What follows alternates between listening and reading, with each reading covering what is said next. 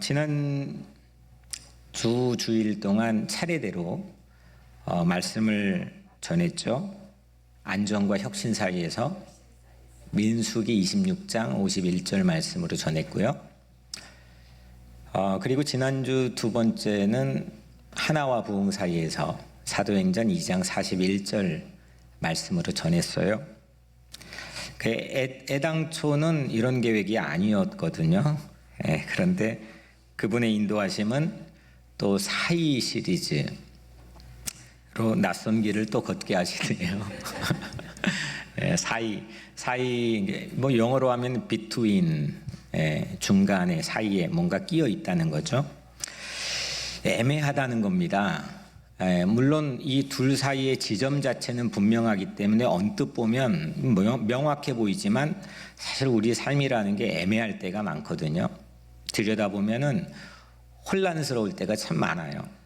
그렇게 애매하게 이 사이, 안정, 혁신 이 사이에 끼어 있고 하나의 가치와 또 부흥의 가치라는 것 사이에 끼어 있는, 아니면 그냥 중간에 끼어 있는 것 정도가 아니라 아예 그냥 내 삶이 한쪽으로 편향되어 버린, 그렇게 때론 우리 자신도 모르는 사이에 조금 고장나 버린 그런 우리를 만져주시는 그런 하나님의 손길이 이 사이 시리즈에 되어지길 바랍니다.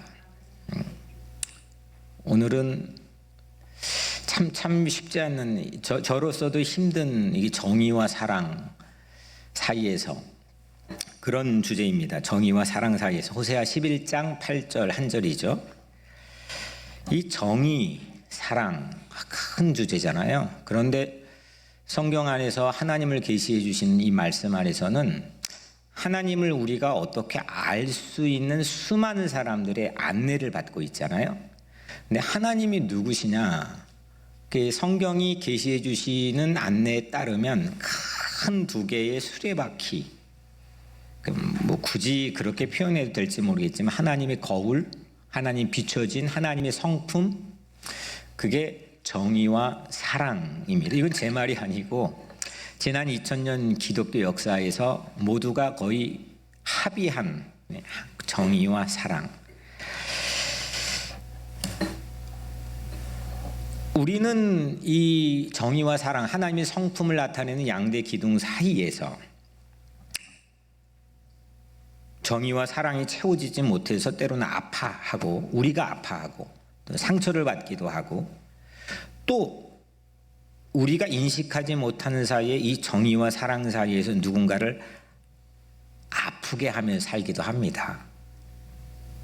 어느 쪽이든 우리 삶이라는 게 이제 그런 연약함을 내포하고 있다고 저는 생각을 합니다.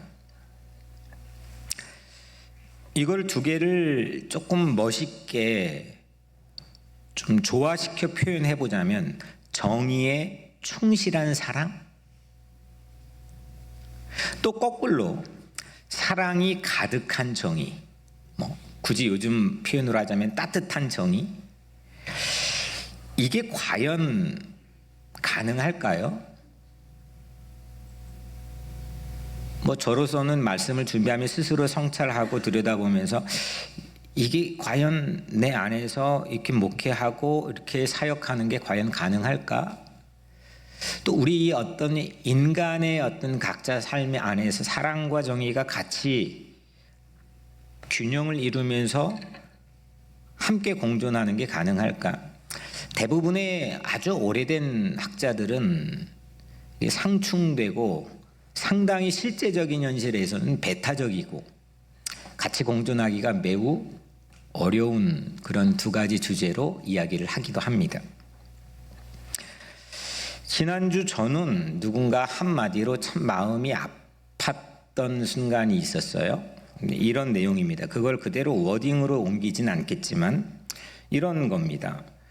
뭐 100년 전 일 따위로 무릎 꿇어야 할 필요 있겠나?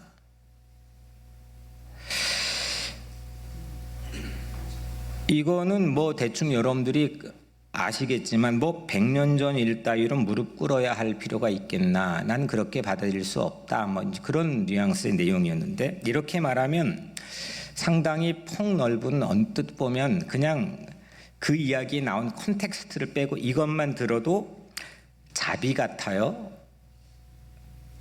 이게 언뜻 보면 자비 같지만 이건 엄연히 불의한 자비입니다. 위안부 할머니들이 버젓이 지금 점점 소수지만 살아계시고, 또 강제 징용되어 전쟁터로 끌려가고 강제 노동자로 살았던 그 피해자들이 살아있고, 또한 일본의 사과도 전혀 없는데 이렇게 말해버리면 불의한 자비죠. 이런 거는 굳이 국가와 나 사이의 관계뿐만 아니라 우리의 어떤 인간적 관계나 아니면 우리 각자의 내면적 삶 속에서도 비일비재하게 일어납니다. 밀양이라고 하는 영화를 여러분들 잘 아시죠? 거기에 여주인공으로 나오는 전도연이라고 하는 여인이 그 영화에서 아들을 잃어버리게 되죠. 아들이 죽어요. 납치범이 아들을 납치해서 죽게 되죠. 얼마나 힘들고 고통스러웠겠습니까? 그 밤을 지새우는 그 고통 가운데서 그 영화에서는 그 전도연이 예수님을 만나요. 그리고 예배를 드리고 새로운 어떤 삶의 치유와 회복을 경험하죠. 그래서 어느 날 이 그녀는 예수님이 가르침대로 원수를 사랑해 보려고 납치범을 만나기 위해 교도소에 갇혀있는 교도소에 방문하죠. 그런데 앞을싸 갔는데 도리어 큰 화근이 되죠. 그동안 세워놨던 치유와 회복의 공든탑이 완전히 더 깊이 무너져 버리게 되죠. 이유인즉슨 그 납치범이 어떻게 했죠? 전도연을 보자마자 철창 사이로 아주 온화한 미소로 나는 하나님께 이미 용서를 받았다고 먼저 이야기를 하는 거예요. 이거를 들었던 전도연은 거의 반 미치게 되는 거죠. 스스로 용서를 받았다고 하는 잘못된 하나님의 사랑, 그 하나님의 사랑으로 피해자에겐 도리어 더 깊은 상처를 안겨주게 되죠. 그게 다만 하나의 영화의 소재였지만 우리의 삶 안에서는 이런 일이 과연 없을까요? 나와 하나님의 관계가 올바로 서 있지 못하면 이렇게 우리는 인간 사이의 관계에서도 실수를 할 수도 있고 또 헛다리를 짚을 수도 있고 되려 나도 모르는 사이에 상대에게 더 깊은 상처를 안겨줄 수도 있겠죠. 사랑이라는 게 참 모호하잖아요. 뭐 잡히는 게 아니잖아요. 사람마다 규정하고 정의하는 게 다 다르거든요. 근데 이 사랑이라는 모호함에 교묘하게 숨어든 불의, 그 불의는 신앙 속에서도 함정이 될 때가 참 많죠.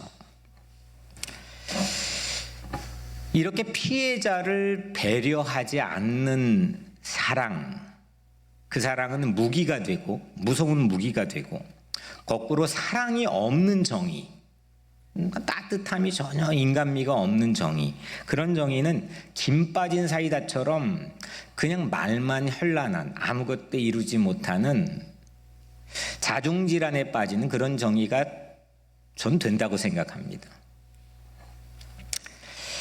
이렇게 정의이든 사랑이든 같이 공존하고 같이 배타적으로 상충하지 않고 같이 있을 수 있을까? 이거는 실제 이 학문을 하는 전문가에게도 실제 삶을 이렇게 표현을 안 할 뿐이지 살아가는 우리에게도 상당히 중요한 도전입니다. 그런데 사랑이든 정의든 이렇게 무서워질 수 있는 한 가지의 가장 첫 번째 원인은 내 중심이 될 때입니다. 이렇게 정의와 사랑은 쉽사리 조화되기가 어려우며 또 가장 먼 위치에서 이 사랑과 정의는 서로 충돌하는 그런 장면들을 우리는 많이 보게 됩니다. 여러분들은 정의 쪽입니까? 아니면은 사랑 쪽입니까? 어떤 주로 내 삶은 어떤 지향을 가지고 있습니까? 어떤 칼라를 가지고 있습니까? 목회를 하려다 보면 이 두 가지가 다 필요하죠. 왜냐하면 하나님께서 하시는 사역을 어떤 인간의 입장에서 감당하려고 노력하는 거기 때문에 이 두 가지를 같이 늘 놓아야 되는데,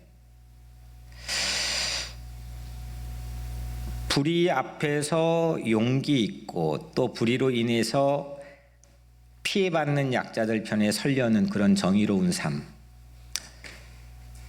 또한 원리 원칙과 시시비비를 가리다가 사람을 놓쳐버리고 진짜 어떤 삶의 본질인 사랑을 채워 추구하려고 하는 그런 목회, 이거는 제게도 큰 도전이고 실제 벽에 부딪힐 때도 많고 여튼 그렇습니다. 여러분들은 어느 쪽입니까? 그런데 보편적으로 그냥 그런 추세를 보면 내가 만약 억울하면 사람들은 정의를 택하기가 용이합니다. 그리고 내가 만약에 가해자면 사랑을 요청하고 택하기가 훨씬 쉽겠죠. 그런데 정의와 사랑은 나의 손익계산서에서 출발하지 않고 내 입장에서, 내 기준에서 생각하지 않고 타인의 입장에 설 때 그 정의와 사랑은 참된 빛을 우리에게 비춰주는 것 같습니다. 오늘 말씀의 제목 정의와 사랑 사이에서, 그 사이에서, 그 비투인에서 여러분은 어떻게 사십니까? 먼저 첫 번째 정의입니다. 성서에서 정의라고 하는 단어는 다양한 단어로 표현이 되기 때문에 뭘 딱히 이렇게 하기가 쉽지 않지만 대략적으로, 또 이 성경의 번역본에 따라 너무 다양하기 때문에 정확한 계산을 하기는 쉽지 않지만 대략 무려 460여 번에 나옵니다. 정의라고 하는 단어가 성경에 460번. 그 중에 딱 하나만 꼽아서 소개하자면 신명기 16장 20절에 너는 마땅히 정의만을 따르라. Follow justice. 그러니까 정의만을 따르라. 이거 하나님의 명령입니다. 하나님은 이처럼 정의를 상당히 중요하게 생각합니다. 매우 중요하게 하나님은 여기십니다. 그래서 그러면 어떤 행동을 하나님이 정의로우신 하나님은 어떤 행동을 하시느냐? 심판을 합니다. 하나님은 심판을 약속하기도 하시지만 심판을 행하시는 분이십니다. 심판은 물론 악을 소멸시키고 악의 기세등등함을 수그러지게 만드는 그런 표면적인 목적도 있겠지만 더 근원적인 심판의 이유는 억울한 약자를 보호하는 거죠. 그리고 선이 이기게 만드시는 거죠. 이게 하나님의 심판의 최종 목적입니다. 그래서 우리가 악한 편, 그러니까 악한 무리에 속해 그럴 때 있잖아요. 내가 어떻게 늘 선에 속하겠습니까?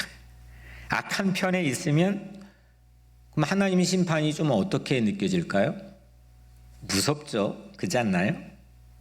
네, 여러분 늘 선에 속하니까 별로 안 무서울 것 같은데 상당히 중요한 기능으로 작용합니다. 성서 안에서 하나님께서 무섭게 하는 기능이 반드시 있습니다. 그래서 하나님의 정의가 무서운 겁니다. 그런 반면에 선에 속하면, 만약에 우리가 선에 속하면 보호받아야 될, 지켜져야 될 그런 약자의 선에 속한다면 그것만큼 고마운 게 어디 있겠습니까? 야, 언젠간 뒤집어질 날이 있을 거야. 아무리 세상이 이래도 역전될 날이 있겠지. 그런 소망이 지난 200년 동안 흑인들이 사람 취급 자체를 못 받았던 삶에서도 다 흑인들 영가를 찬양을 부르면서 그들이 소망을 뒀던 가장 큰 이유는 하나님이 언젠간 뒤집어 주실 거야. 이거를 고른 땅이 되게 해주실 거야. 골짜기가 돋아지고 높은 산이 낮아지게 될 거야. 하나님의 정의는 실현될 거야. 이런 믿음이 없다면 세상 유지되지 못할 거예요. 미쳐버릴 거예요. 그게 실제로 경험되지 못해도 누군가의 사람들의 집단적인 마음속에 그게 없으면, 그런 소망이 없으면 내가 아무리 여기 잘 살려고 해도 세상 미쳐서 우리 살기 힘들 거예요. 아마 사회가 유지가 안 될 겁니다. 정의라고 하는 게 사회적으로는 법정 안에 유지되는 것 같지만 실질적으로 세상 사이에서, 세상 삶에서 사람들의 마음속에 그런 소망, 늘 당하는데도, 늘 번번이 똑같이 반복되는데도 하나님의 심판, 하나님의 공의, 하나님의 정의는 반드시 이루어질 거야. 이런 소망과 믿음은 상당히 중요한 역할을 하는 거죠. 그래서 오늘 딱 한 절, 8절, 호세아 11장 8절에 앞에 있는 상반절이죠. 에브라임이여, 내가 어찌 너를 놓겠느냐. 이스라엘이여, 내가 어찌 너를 버리겠느냐. 내가 어찌 너를 아드마같이 두겠느냐. 어찌 너를 스보임같이 두겠느냐. 이 말을 좀 깊이 들여다보려고 합니다. 에브라임은 이스라엘하고 똑같은 말이에요. 에프라임을 북이스라엘을 에프라임이라고 불렀거든요. 그리고 우리가 생소한 단어인 아드마와 스보임은 이 도시 이름인데요. 소돔과 고모라가 멸망할 때 같이 4개의 도시가 한꺼번에 망해버린 도시 중에 2개가 아드마와 스보임이죠. 그러니까 이런 겁니다. 에브라임이 내가 어찌 너를 놓겠느냐. 이스라엘이 내가 어찌 너를 내가 어찌 너를 아드마같이 두겠느냐. 어찌 스보임같이 너를 두겠느냐. 이 말씀은 이런 거죠.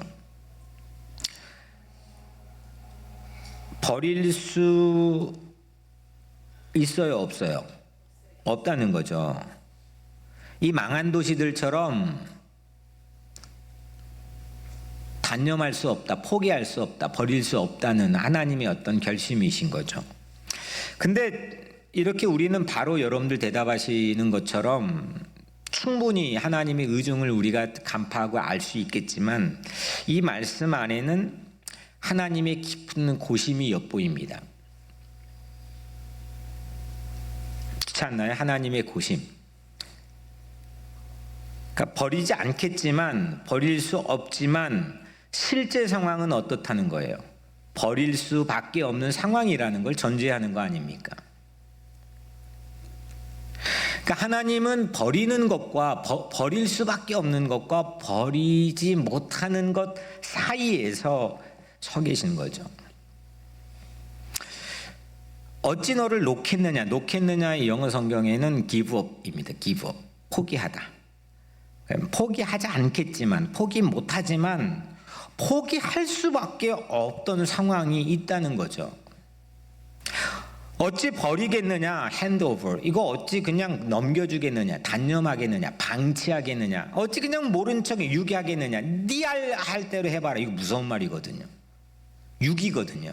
로마서 1장에 하나님께서 스스로 그냥 내어버려 두심으로 했습니다. 하나님의 유기가 그것만큼 무서운 심판이 어디 있습니까? 너 알아서 해 이건. 근데 그렇게 안 하겠다는 건데, 단념할 수 없다는 건데, 하지만 단념할 수밖에 없는 상황이 있다는 거죠. 이제 그들은 그래서 망할 수밖에 없는 형편에 처해 있다는 겁니다. 이 망할 수밖에 없는 형편 자체를 호세아 11장의 5절, 6절, 7절, 오늘 8절이잖아요. 바로 그 전절의 세 절에 담아놨는데 5절에 내게 돌아오기를 싫어하니 아수르 사람이 그 임금이 될 것이라. 이건 어떤 사건, 역사적 사건을 얘기하는 걸까요? 아수르 제국의 포로로 이스라엘 백성이 주전 722년에 끌려가잖아요. 그 사건인 거거든요. 그 역사적 사건이잖아요. 우리가 일제시대 망했다. 그걸 어떤 신앙적이고 영적이고 뭐 사회학적으로 각기각층에서 평가할 수 있는 단어들이 있겠는데, 이 주전 722년에 아수르 제국에게 북이스라엘이 망해가지고 포로로 끌려갔다는 이 역사적 사건을 성경에서는 그걸 심판, 하나님의 심판이라고 본 거거든요. 이미 심판을 받은 거죠. 6절에 칼이 그들의 성읍들을 치며 빗장을 깨트려 없이 하리니, 이거는 살인사건이 그 예루살렘 안에 급증했다는 겁니다. 근데 그들이 심판받는 거는 이게 바로 하나님의 정의라는 거죠. 하나님이, 정의로우신 하나님이 그렇게 하셨다는, 심판하셨다는 거는 그거를 그렇게 성서는 우리에게 해석해서 이야기하고 있는 거죠. 그래서 그들은 파멸이라는 심판을 이미 받았습니다. 이게 하나님의 정의죠. 잘못하면 바로잡게끔 심판하시고, 또 그로 인해서 아모스를 비롯해 수많은 예언서들 가운데 나오는 피해받던 사람들이 보상받는 그런 하나님의 정의.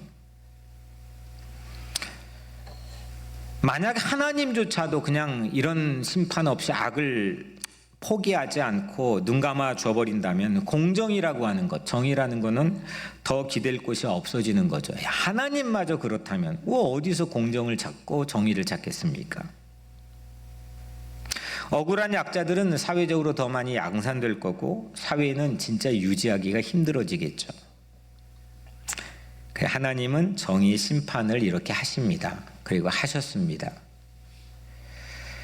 에브라임이여 내가 어찌 너를 놓겠느냐라는 이 네 개의 문장의 수사의문문은 그래서 거꾸로 들여다보면 하나님의 정의를 내포하고 있는 그런 문장들이라는 거죠. 두 번째, 사랑입니다. 성서에서 정의는 약 460번 나온다고 그랬는데 사랑 아마 더 많이 나올 거예요. 대략 한 550번 정도. 왜냐하면 사랑이라는 표현된 헬라어 단어가 여러 가지거든요. 근데 550번 정도 여튼 나온다고 칩시다. 그 중에 이제 몇 가지 소개하면은 마태복음 22장 39절 내 이웃을 내 자신같이 사랑하라. 요한일서 3장 8절 하나님은 사랑이심이라. 그러니까 아예 하나님이 사랑이시고, 하나님은 가장 큰 계명으로, 가장 큰 법으로 사랑을 명령했습니다.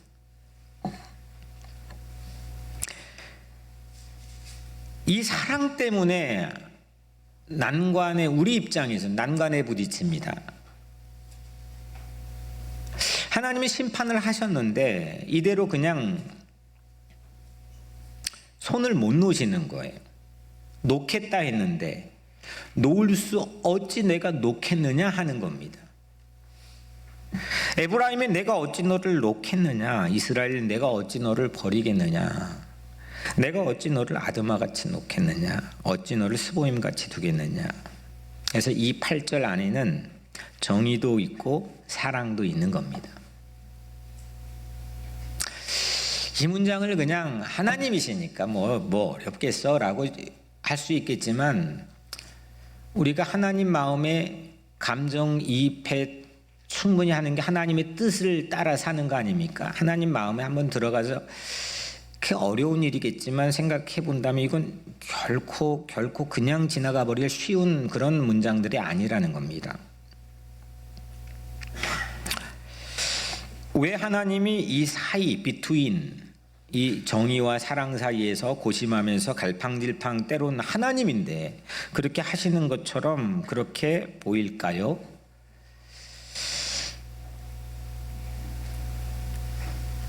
읽지는 않았지만 그 같은 장 11장 1절에 보면 이스라엘이 어렸을 때 내가 사랑하여 내 아들을 애굽에서 불러냈거늘.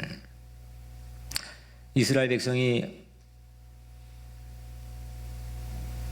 하나님에겐 어떤 존재예요? 아들. 애굽에서 불러냈다는 건 출애굽을 말하는 거잖아요. 출애굽의 어떤 역사적 사건을 말하는 건데, 이스라엘이 어렸을 때 내가 사랑하여 내 아들을 애굽에서 불러냈거늘. 이집트에서 해방시키고 출애굽하게 하시는 것도 아들이기 때문에 했다는 겁니다. 사랑이 있기 때문에, 사랑하는 아들이기 때문에. 그래서 부모라 버리지 못하겠다는 겁니다. 부모라 도무지 그걸 단념할 수 없는 사랑이 있기 때문에 버릴 수 없다는 거죠. 3절에 보면 내가 에브라임에게 걸음을 가르치고 내 팔로 안았음에도 내가 그들을 고치는 줄을 그들은 알지 못하였도다. 이거 완전히 부모의 양육하는 모습이죠. 하나님이 사람일 수는 없겠지만 그걸 신인 동영론적 표현이라고 하는데, 여튼 우리가 이해할 수 있는 폭 자체가 인간이 가지고 있는 어떤 언어 안에서 이해할 수 있기 때문에 그렇게 성서의 계시들은 부모, 목자 이런 하나님에 대한 비유 그거 넘어서겠죠. 그거 하나로 설명이 다 불가능하겠지만 우리가 알아듣기 쉽게 하나님의 모습을 투영하게 해주기 위해서 부모죠. 양육하는, 걸음을 가르치고 팔로 안아주고 고쳐주는데 그걸 알지 못하고. 4절에 보면 내가 사람의 줄, 곧 사랑의 줄로 그들을 이끌었고, 이게 요즘 표현으로 하면 유모차 밀어주는 부모 모습 아닙니까? 사랑의 줄로 이끌었고, 그 목에서 멍에를 벗기는 자 같이 되었으며 그들 앞에 먹을 것을 두었노라. 먹을 것 다 먹여주고 지켜주고 먹여주는 부모라는 거죠. 자녀이기 때문에 하나님 버릴 수 없다는 겁니다. 저는 11장, 호세아 11장 가지고 석사 논문 썼고, 박사도 이 11장 1절부터 11절만 가지고, 그러니까 제가 이 11장의 1절에 11절만 가지고 몇 년을 공부한 거, 논문 작업만 8년 정도를 했을 겁니다. 근데 오늘은 그거와는 좀 핀트가 다른 거지만 여튼 아버지기 때문에 못 버린다는 겁니다. 사랑이라는 거죠. 이게 사랑인 거죠.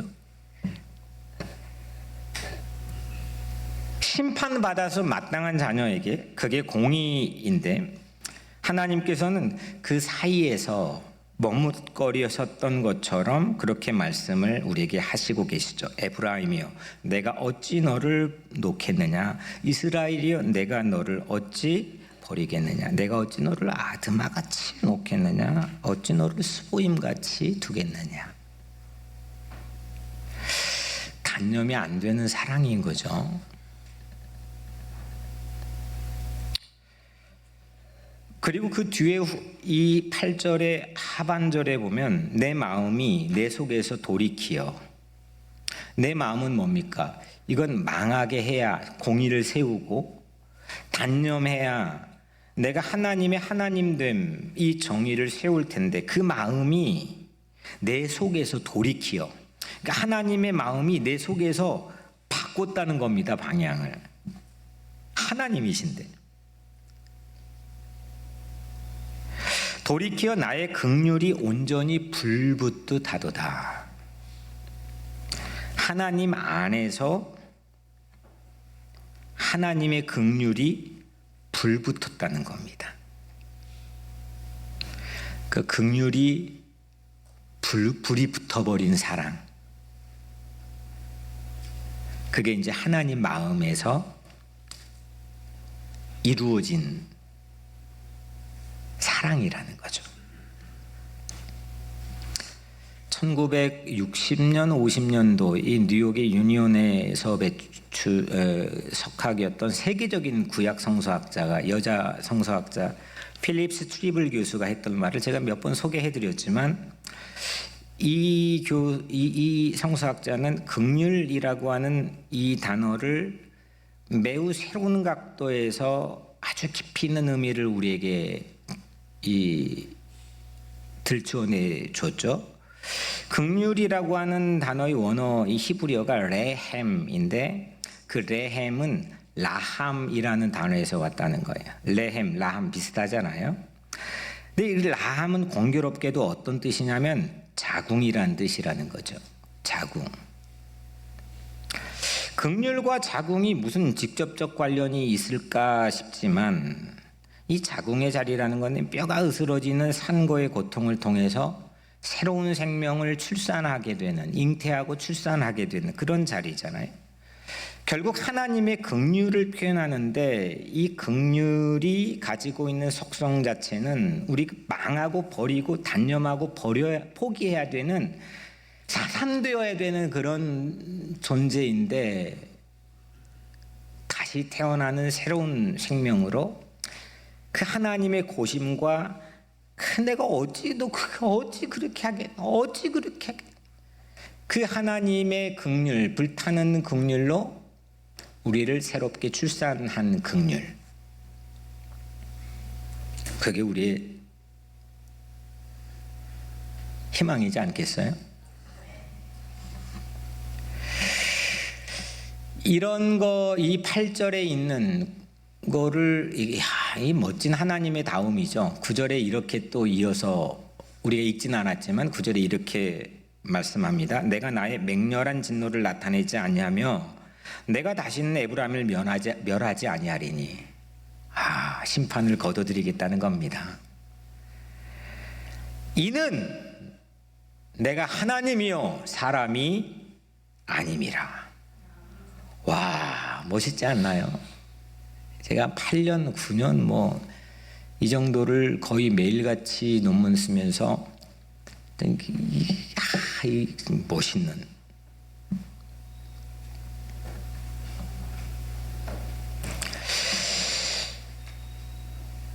도저히 버릴 수 없는 까닭은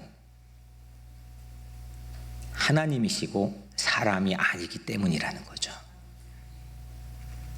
그리고 9절, 내 가운데 있는 거룩한 이니, 네 가운데 있는 거룩한 이니 진노함으로 내게 임하지 아니하리라.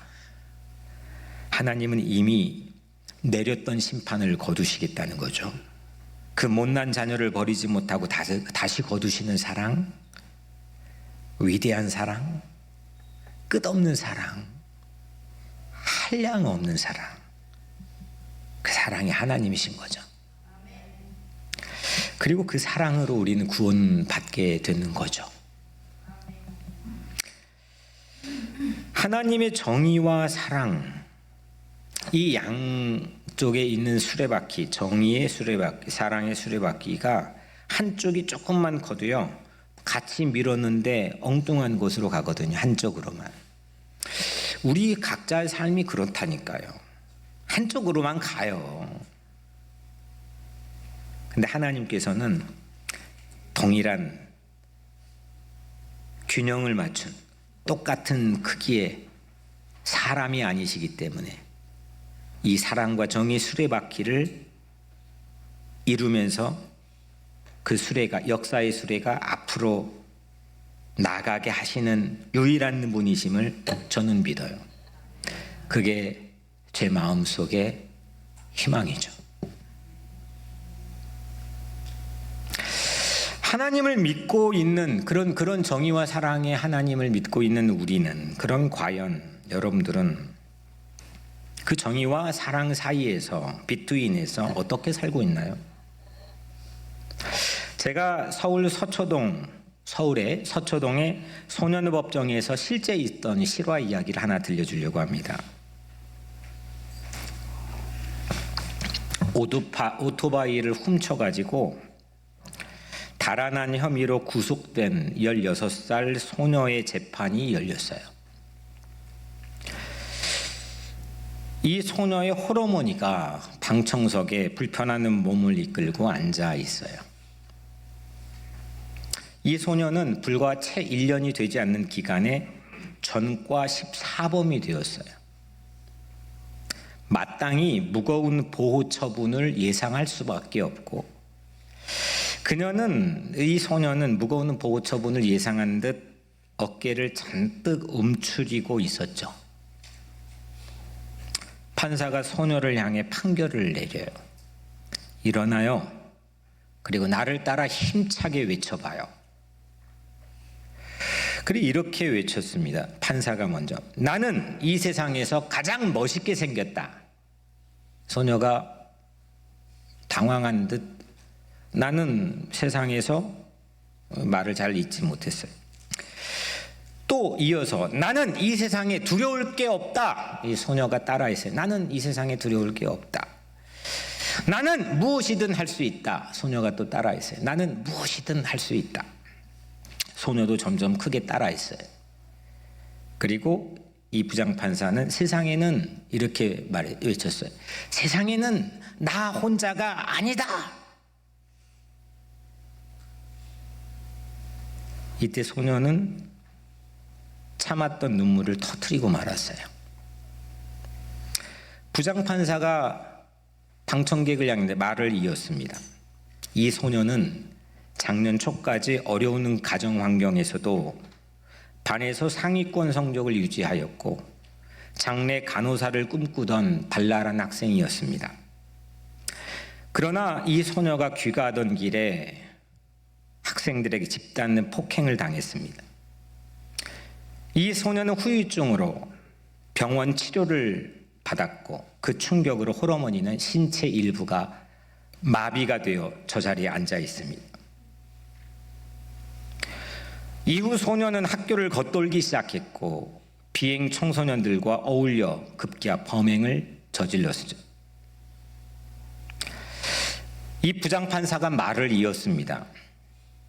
소녀는 오늘 가해자로 재판장에 왔습니다. 그러나 이렇게 삶이 망가진 소녀에게 누가 가해자라고 말할 수 있겠습니까?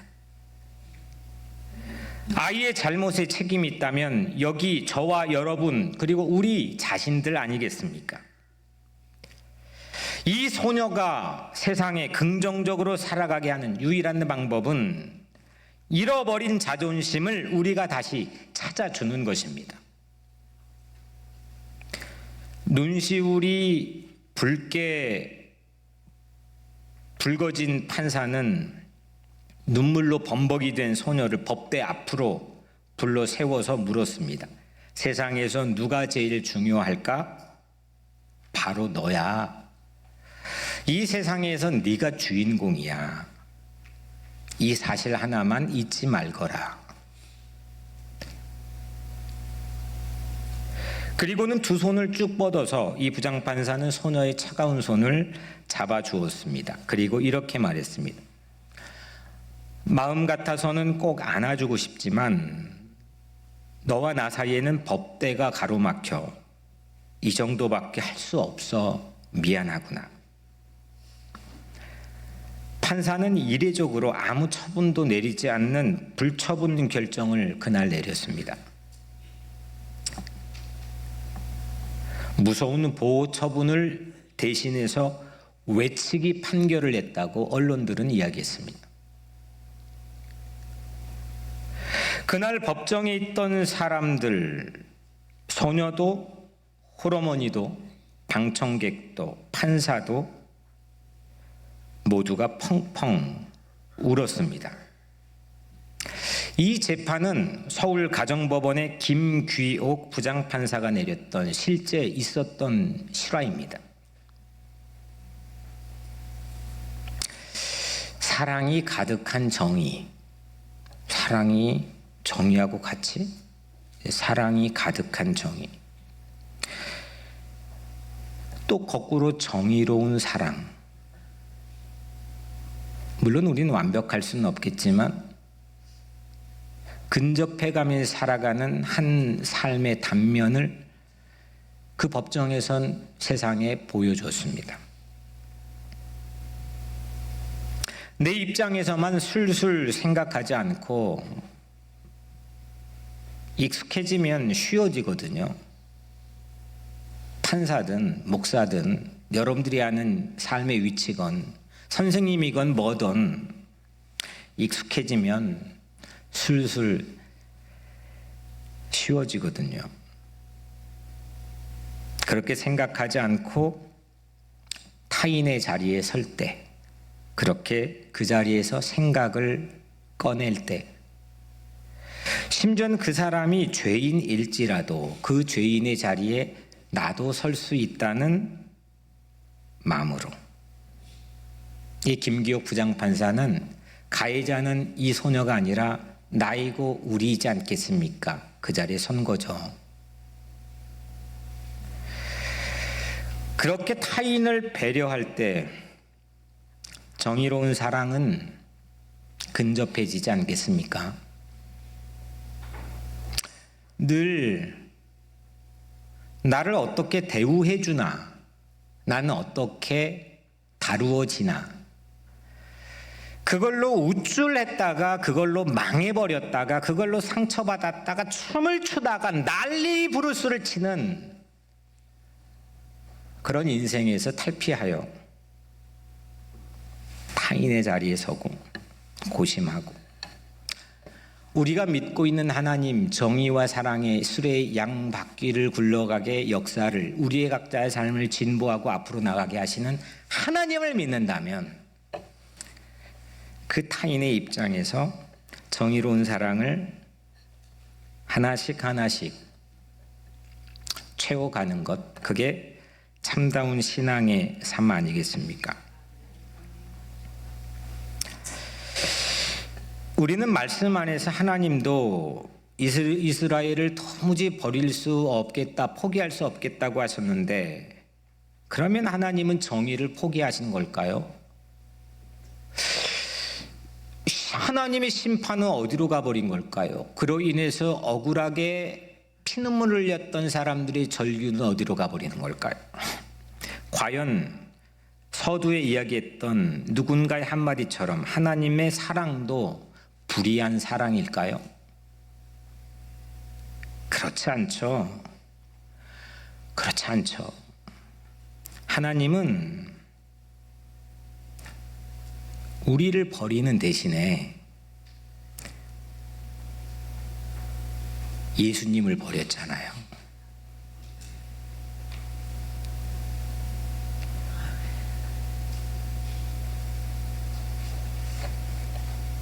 예수님을 버림으로 하나님의 정의를 세우셨잖아요.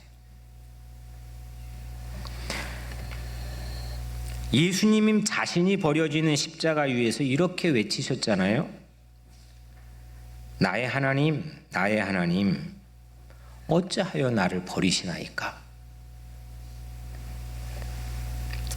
오늘 읽은 호세아의 11장 8절에 네 차례 반복된 하나님의 어찌 내가 너를, 어찌 너를, 그 어찌를 위해서 예수님의 어찌가 하나님에게 필요했던 거죠. 우리를 버리지 않으시려고 예수님을 버리신 그분의 정의와 사랑. 우리의 프레임은 우리의 고집스러운 경험, 지식, 이 모든 걸로 쌓여진, 만들어진 우리의 틀을 약간만 비틀어서 보게 되면 정의로운 사랑을 이루었던 그 포인트인 십자가가 보일 수 있다니까요. 그 틀은 내 중심으로만 사는 거에서 타인을 배려하는 마음의 틀인 거죠. 하나님처럼. 그것이 예수 그리스도의 대속으로 우리를 버리지 않게 되었던 하나님의 사랑과 정의의 틀 아니겠습니까? 사랑하는 여러분, 정의로운 세상을 위해서, 사랑하는 삶을 위해서 하나님을 바라봅시다. 하나님께서 예수를 통해 주신 이 틀로 우리의 낡은 틀을 교체합시다. 정의와 사랑 사이에서 우리는 정의로운 사랑을, 사랑 가득한 정의를 실천할 수 있는 하늘의 힘과 하늘의 지혜를 얻게 되시기를 주의 이름으로 간절히 축원합니다.